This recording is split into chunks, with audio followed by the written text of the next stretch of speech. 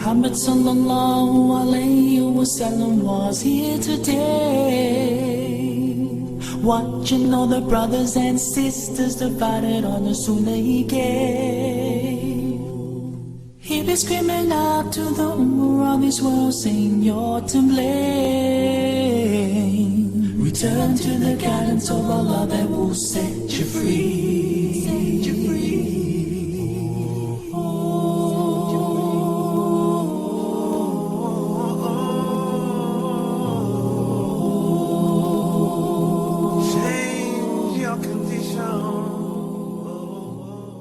بسم الله الرحمن الرحيم. الحمد لله رب العالمين، وأصلي وأسلم على المبعوث رحمة للعالمين سيد الأولين والآخرين وإمام الأنبياء والمرسلين صلى الله عليه وعلى آله وصحبه وسلم تسليما كثيرا. Dear respected brothers and sisters, Assalamu alaikum wa rahmatullahi wa barakatuh, and welcome to this series. In this series we will be dealing with the concept of state in Islam. We are going to discuss how an Islamic state can be established. Is there any concept of Islamic state? Does sovereignty belong to Allah Jalla wa Ala? What are the roles and responsibilities of the head of the Islamic state? What are the main characteristics and features of an Islamic state? I believe, my dear respected brothers and sisters, that this is a very important topic. All of us should be aware of this topic. I know that many of you might say that this topic is not relevant for all of us. We need to talk about Salah, Siyam, we need to talk about how to read Quran, we need to talk about many other things. That is true. But we need to remember that Islam is a comprehensive way of life. Islam covers all aspects of life. Islam covers all types of ibadat. Islam covers the relationship between the person and Allah Jalla wa Ala, and also Islam covers the relationship between people and how people govern themselves. So we should be aware of that concept, how people can govern themselves. Now, many lay people might say that, why do we need to be aware of this? First of all, we need to be aware of it from a general perspective, because it is a very important principle. And also we can understand the miracles of Islam, and maybe, who knows, there will be a time where we have an opportunity to establish an Islamic state. If we are unaware of the features and the characteristics of the Islamic state or an Islamic state, we wouldn't be able to distinguish which is right and which is wrong. So it is a very important concept that all of us should be aware of. I'm not going to discuss this topic from an academic perspective or a pure academic perspective, because we have a limited time, we have a limited number of episodes. But I will be discussing it in a way that all of us will benefit from it, including the academics. I will try to highlight some concepts that many of our viewers might not be aware of. I came through these concepts, or I can conclude that many people might not be aware of those concepts through the questions that I receive from people, and they were asking about concepts related to the sovereignty of Islam, the sovereignty of Allah Jalla wa Ala, and how people can govern themselves from an Islamic perspective. Needless to say, my dear respected brothers and sisters, that now, especially in non-Muslim countries, because people see the secular system, and many people are, you can say, happy with the secular system that they are living in. And they believe that the secular system is better than the Islamic system, because unfortunately they project the Islamic system, or they see the Islamic system through some systems that claim that they are implementing Islam these days. As you know, that there are many Muslim countries, and those Muslim countries are not implementing Islam fully. They differ in the level of the implementation of Al-Islam, as you are aware of. And some of them are nothing but dictators. And that's why some people think that, oh, if we talk about an Islamic state, we are talking about dictatorship. And that's why they believe that a secular state, a secular non-Islamic state is better for them because they have not seen an Islamic state or a truly Islamic state. And that might lead some people to beliefs that are totally alien to Islam, or in fact beliefs that can be classified technically as non-Islamic beliefs. And that's why we have to be careful, and we need to understand this principle or the concept of state in Islam carefully. Now, my dear respected brothers and sisters, I know that many of you will say, but is there anything that called state in Islam?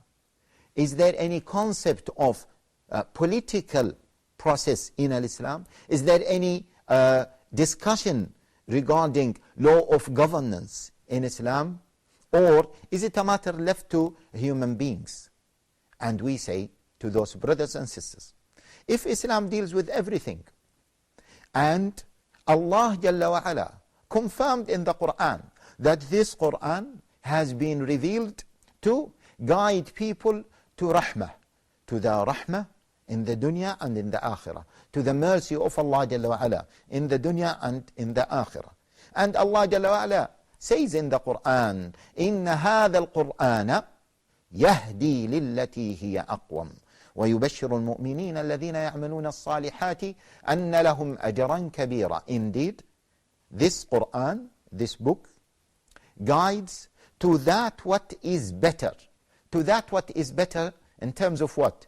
In terms of our ibadat, or our actions of ibadah, or in terms of our actions of muamalat, transactions, or in terms of everything. No, in terms of everything. يهدي للتي هي أقوم. General statement. To that what is better in everything. And Allah Jalla wa Ala says in the Quran that He sent down the Quran تبيانا لكل شيء. The Quran gives details for everything, about everything. And Allah Jalla wa Ala also confirmed in the Quran, ما فرطنا في الكتاب من شيء. We haven't left out anything, or we haven't left out of this book anything, which means that anything that we need for our success in the dunya and in the akhirah has been discussed in this Quran, either directly or indirectly. So it is impossible, my dear respected brothers and sisters, to say that Allah Jalla wa Ala wanted from us to worship Him in a very limited capacity. That capacity is what? Is how do we perform salah? How do we perform siyam?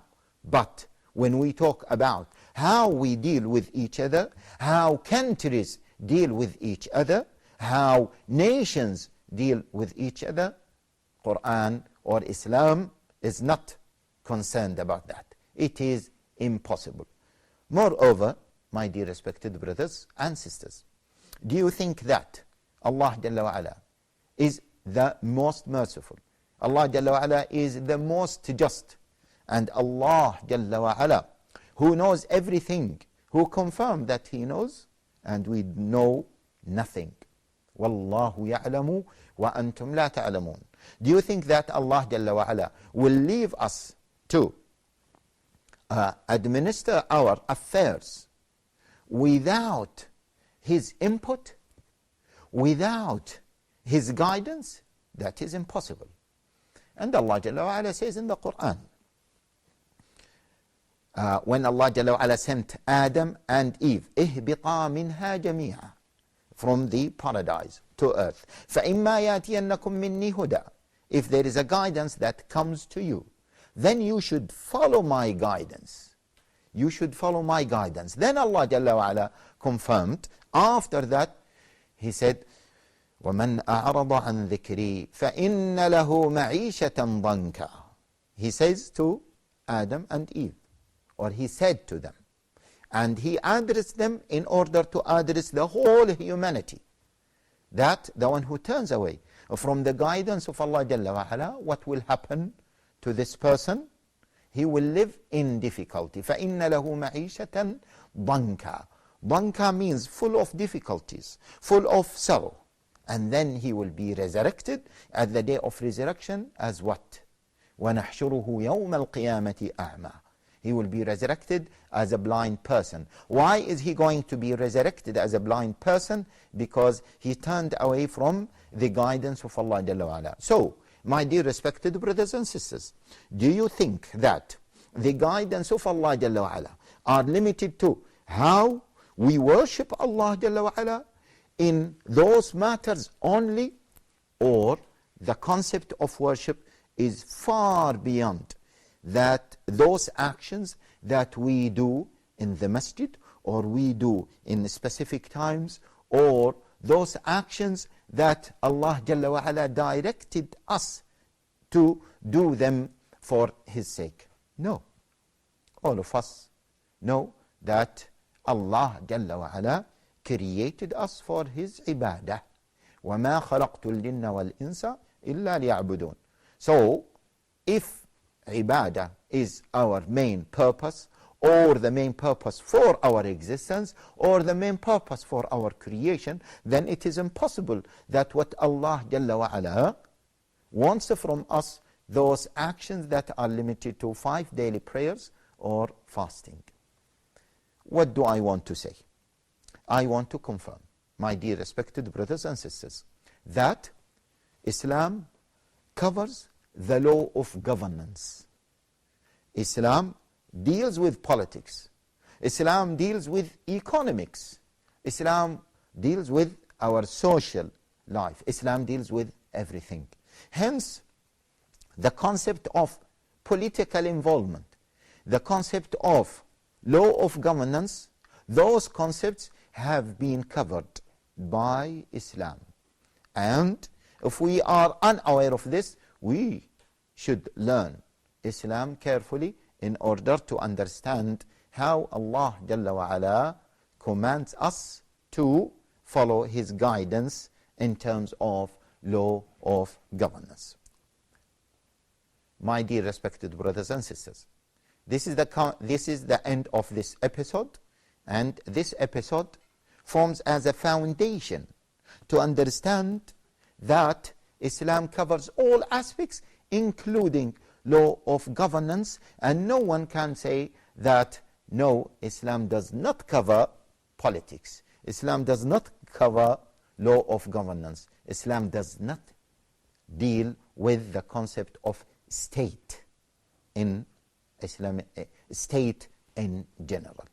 Islam deals with all these things. Inshallah, in the coming episodes, we will be elaborating on this. جزاكم الله خيرا. بارك الله فيكم وصلى الله وسلم وبارك على نبينا محمد وعلى آله وصحبه أجمعين. Muhammad sallallahu alayhi wa sallam was here today, watching all the brothers and sisters divided on the sunnah he gave. He be screaming out to the ummah of this world, saying you're to blame. Return to the guidance of Allah that will set you free.